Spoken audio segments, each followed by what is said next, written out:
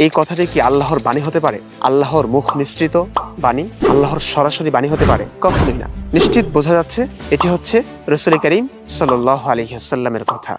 আচ্ছা, কোরআন কি আল্লাহর বাণী কিনা? এই প্রশ্ন যদি আমি আপনাকে করি, শুধু আপনাকে নয়, পুরো বিশ্বের সকল মুসলিমকে যদি করি, তাহলে সকলের উত্তর যেটি হবে সেটি হচ্ছে হ্যাঁ, কোরআন আল্লাহর বাণী। এখানে কি অন্য কোনো মানুষের কথার কোনো স্থান আছে? অন্য কোনো মানুষ যেটার বিবরণ দিয়েছেন, অন্য কোনো মানুষের সংযোজন, বিয়োজন, হস্তক্ষেপ কি আছে? আপনার উত্তর হবে কখনোই না, এটি কখনোই সম্ভব না। তাই যদি হয়, আমি আপনাকে কোরআনের অদ্ভুত কিছু আয়াত শোনাচ্ছি, একটু মনোযোগ দিয়ে আপনি শুনুন। সূরা আয-যারিয়াত ৪৬ নম্বর আয়াত দেখুন। ওয়াকাউমা নূহিম মিন ক্বাবল ইন্নাহুম কানু কওমান ফাসিকিন। আল্লাহ বলছেন, আমি ইতিপূর্বে নূহের সম্প্রদায়কে ধ্বংস করেছি, নিশ্চিতই তারা ছিল পাপাচারী সম্প্রদায়। তার পরবর্তী আয়াত, ওয়াস-সামাআ বানাইনাহা বিআইদিন ওয়া ইন্না লামুসিউন। এই আকাশকে আমি নিজ হাতে বানিয়েছি, ওয়া ইন্না লামুসিউন, এবং এটিকে আমি সম্প্রসারণকারী। আমি প্রতিনিয়ত এটিকে সম্প্রসারণ করছি। ওয়াস-সামাআ বানাইনাহা বিআইদিন ওয়া ইন্না লামুসিউন। আল্লাহ বলছেন, আমি স্বীয় ক্ষমতা বলে আকাশ নির্মাণ করেছি এবং অবশ্যই আমি ব্যাপক ক্ষমতাশালী। ওয়াল আরদা ফারাশনাহা ফানি'মাল মাহিদুন। আল্লাহ বলছেন, আমি ভূমিকে বিছিয়েছি, পৃথিবীকে বিছিয়েছি, আমি কত সুন্দরভাবেই না বিছাতে সক্ষম। ওয়া মিন কুল্লি শাইইন খলাকনা যাওজাইনি লাআল্লাকুম তাযাক্কারুন। আল্লাহ বলছেন, আমি প্রত্যেক বস্তু জোড়ায় জোড়ায় সৃষ্টি করেছি যাতে তোমরা হৃদয়ঙ্গম করতে পারো। ব্যতিক্রম অর্থ আছে, যাতে করে তোমরা উপদেশ গ্রহণ করতে পারো। হ্যাঁ, এখানে উপদেশ গ্রহণের অনেক কিছুই আছে। এই যে কোরআনের সূরা আয-যারিয়াতের ৪৬ নম্বর আয়াত থেকে শুরু করে ৪৯ নম্বর আয়াত তেলাওয়াত করেছি, এখানে প্রত্যেকটা আয়াতে দেখবেন আল্লাহ নিজে কথা বলছেন। ওকে, ফাইন। তারপরে ৫০ নম্বর আয়াতটা আপনি একটু পড়ুন, দেখুন, শুনুন। ফাফিররু ইলাল্লাহ ইন্নী লাকুম মিনহু নাযীরুম মুবিন। সুতরাং তোমরা আল্লাহর দিকে ধাবিত হও, আমি তার তরফ থেকে তোমাদের জন্য সুস্পষ্ট সতর্ককারী। আমি তার পক্ষ থেকে তোমাদের জন্য সুস্পষ্ট সতর্ককারী। ইন্নী লাকুম মিনহু নাযীরুম মুবিন। ব্যাপারটা কেমন হয়ে গেল না?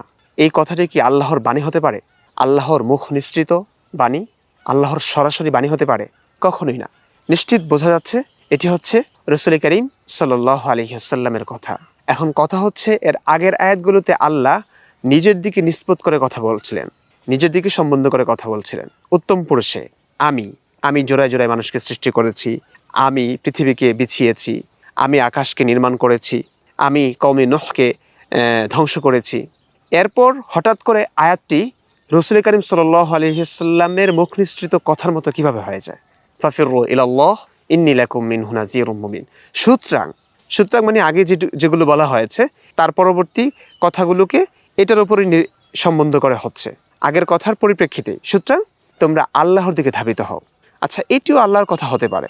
আল্লাহ হয়তো এমন করে বলছেন যে, হ্যাঁ, আল্লাহ নিজেই বলছেন আল্লাহর দিকে ধাবিত হতে। যেমন কোনো একজন শিক্ষক বলেন ছাত্রদেরকে, এই শিক্ষক কিন্তু ক্লাসে এসেছে, শিক্ষকের প্রতি মনোযোগী হও।